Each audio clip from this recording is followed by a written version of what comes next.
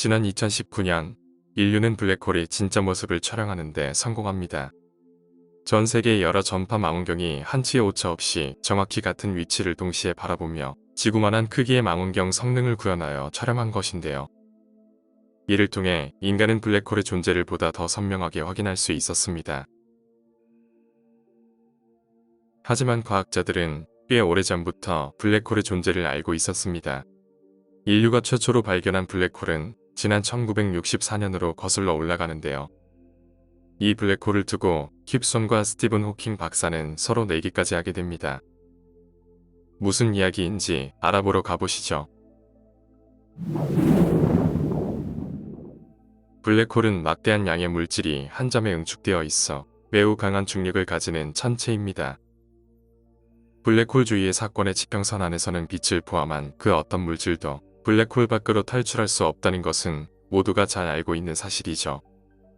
이러한 블랙홀의 존재에 대해서는 블랙홀의 발견 이전에 이론적으로 먼저 제시되었습니다. 1915년 아인슈타인의 일반 상대성 이론 발표 직후 슈바르트 실트는 회전하지 않는 구형 천체의 중력장을 계산하게 됩니다. 그 결과 사건의 지평선 크기에 해당하는 슈바르트 실트 반지름을 발견하게 됩니다.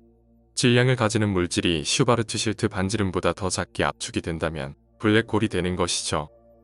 하지만 당시에는 우주에서 실제로 그런 일이 발생 가능한 것인지 알 수 없었습니다. 이후 1939년 오펜하이머와 스나이더는 실제로 별이 중력 붕괴를 통해 블랙홀을 만들어낼 수 있음을 이론적으로 보이게 됩니다. 실제 우주에서도 블랙홀이 만들어질 수 있는 가능성이 있다는 이야기였습니다. 하지만 상당한 이론적 연구에도 불구하고 당시에는 관측 기술의 한계로 인해 블랙홀의 존재를 직접적으로 확인할 수는 없었죠. 사실 우리는 블랙홀 자체만으로 그 존재를 확인하기 어렵습니다. 블랙홀에서는 빛조차 탈출할 수 없기 때문에 관측을 할 수가 없는 것이죠. 블랙홀을 확인할 수 있는 방법은 블랙홀 주변을 자세히 보는 것입니다. 블랙홀의 영향을 받는 주변의 별, 가스 물질 혹은 빛을 보는 것이죠. 겐첼과 게즈 박사는 지난 1990년 초부터 무려 20여 년간의 관측을 통해 우리 은하 중심의 별들이 보이지 않는 무엇인가의 주위를 공전함을 확인하였습니다. 이 별들의 운동으로 이루어 보아 보이지 않는 천체의 질량은 태양 질량의 약 400만 배나 되어야 했죠. 이는 블랙홀이 분명하였습니다. 우리 은하 중심에 존재하는 블랙홀을 발견한 공로로 겐첼과 게즈 박사는 2020년 노벨 물리학상을 수상하게 됩니다. 하지만 우리 은하 중심의 블랙홀이 인간이 발견한 최초의 블랙홀은 아닙니다. 인류가 발견한 최초의 블랙홀은 이러한 거대한 블랙홀이 아니라 보다 훨씬 더 작은 블랙홀이었죠. 블랙홀은 크게 거대 질량 블랙홀과 항성 질량 블랙홀로 나뉩니다. 거대 질량 블랙홀의 경우 태양 질량의 수백만 배에서 수십억 배에 이르는 질량을 가진 블랙홀로 대부분의 은하는 그 중심에 거대 질량 블랙홀을 품고 있는 것으로 생각됩니다. 지난 2019년에 촬영한 실제 블랙홀 사진 역시 태양 질량의 약 70억 배 정도 되는 거대 질량 블랙홀이었습니다. 항성 질량 블랙홀은 태양 질량의 수에서 수십 배 정도의 질량을 가진 블랙홀로 태양보다 무거운 별이 죽을 때 중력 수축에 의해 탄생하게 됩니다. 만약 이 블랙홀이 우주에 혼자 남겨진다면 이를 발견하기는 매우 어려울 것입니다. 태양 질량의 수백만에서 수십억 배에 이르는 거대 질량 블랙홀과는 다르게 항성 질량 블랙홀은 태양 질량의 수십 배밖에 되지 않기 때문에 그 주변 별들의 운동에 큰 영향을 끼치지 않기 때문입니다. 하지만 운 좋게도 태양보다 무거운 별들은 대부분 쌍둥이라는 것입니다.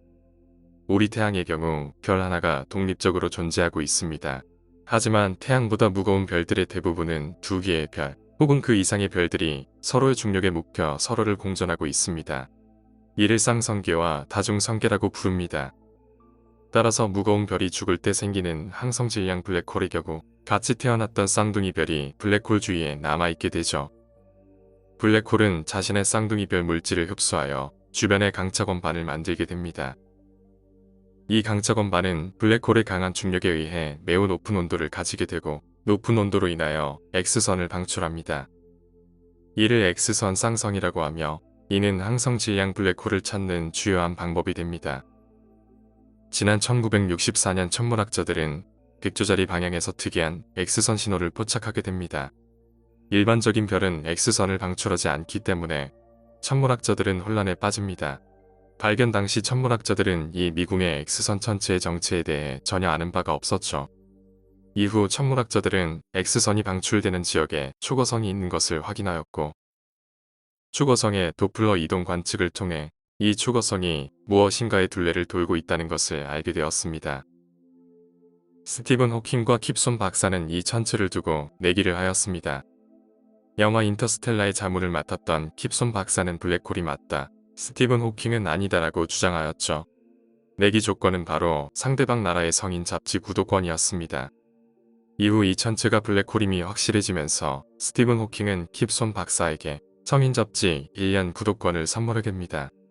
사실 스티븐 호킹 역시 이 천체가 블랙홀이 맞다라고 생각하였습니다.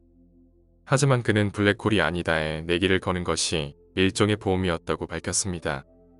블랙홀이 맞다면 실제로 블랙홀을 발견한 것이기에 좋고, 블랙홀이 아니다면 자신이 내기를 이겼기 때문에 좋기 때문이죠. 어쨌든 블랙홀의 발견은 두 학자 모두에게 해피엔딩이었네요.